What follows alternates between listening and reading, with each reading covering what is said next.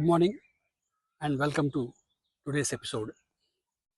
There was a famous detergent advertisement, Daag Acche hai.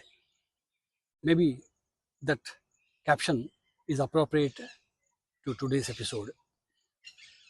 I'm talking about the 50 years of emergency. A lot of information is available on what happened bad in emergency, and the Modi government does not rest for a single day without quoting the emergency.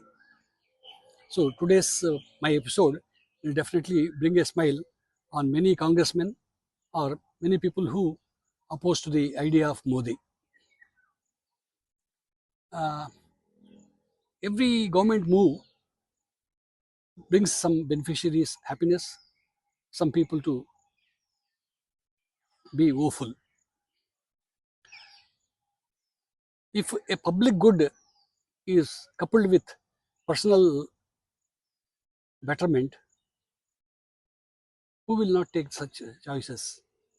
I think with all information available now on hands after 50 years, we can say Indira Gandhi decided emergency for the public good of those days and also personal benefit of the judgment which went against her in Allahabad. What new news that has come to light is the declassification of some documents from the US. Now let us dwell upon the situation those days in the economy across the country. After 71 war and anger on India from American diplomats,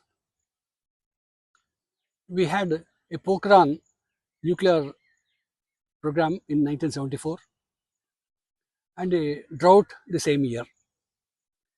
So American anger on Pokhran, American anger on the Pakistan war, and the drought in 1974. There was no prominent opposition leader who could mobilize entire political spectrum towards him. So naturally, it would turn into a anarchy, and people will spill onto the streets. With the drought and hunger all around, and without any proper opposition, who can take the helm? If the judgment was implemented and Indira Gandhi was ousted from prime ministership, there would be anarchy, and that could spill into streets. This was one strong reason why national emergency was needed those days. But emergency had some other guidance factor from the now revealed US documents. The population growth in some major countries would affect the growth and interests of the American government. Kissinger wanted the departments to look into closely on this aspect and help those governments in those countries to curtail population growth, which would become a great obstacle for India. Was among those countries which was a concern for the Americans. In 1974, American government waived Indian debt and also returned $2 billion, which was paid by India to help India in agriculture and health sector. And the Americans wanted the health policy to be implemented properly in India. When you mean health, that is family planning. Sanjay Gandhi became very important tool to guide such policy in India, and the sterilizations happened. Now you can join the dots. They are all random events. The USSM 200, the drought, the Pokhran event, and hunger at home. So the sterilizations which number about 6 to 7 million, happened very rampantly. Along with the debt waiver and return of $2 billion, there was US aid also flowing those days. It is said that $60 million per year on an average was received as US aid since 1947 to 2015. When the US aid is coming, it is for the health and agriculture purposes. Health is to set up hospitals, mostly missionary hospitals, and social welfare, missionaries. So it is one evil that happened, or evil or good. It depends on your perspective.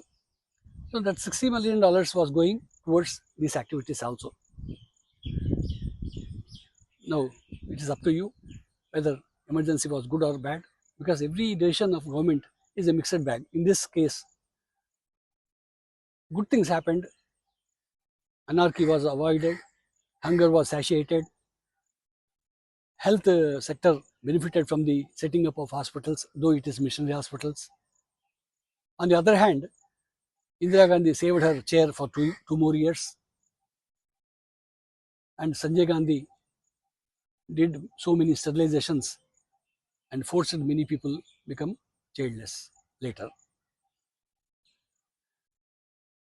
Briefly, Indira Gandhi was out of office in the next elections, but she came with a good majority, maybe because of the good deeds that happened during emergency.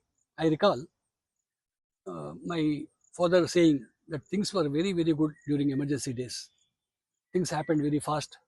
Every officer, every clerk in every office was attending without fail, doing efficiently any work given to them. Maybe that good work made Gandhi come back after 2 years. The Janata government brought Amendment 44, where it was prohibited to impose any internal emergency henceforth. So we should not be worrying about any more emergencies in India for internal causes. Constitutionally, the proclamation of emergency was not wrong. It was not invalid. There is a provision in the Constitution, Article 352, which empowers the Prime Ministers of the day to proclaim emergency after the cabinet approval. Underline this word, cabinet approval. In this case, cabinet approval happened only the next day. It was told that Fakhruddin Ali Ahmad signed this proclamation document in the night of June 25th, proclaiming emergency from 12 o'clock midnight.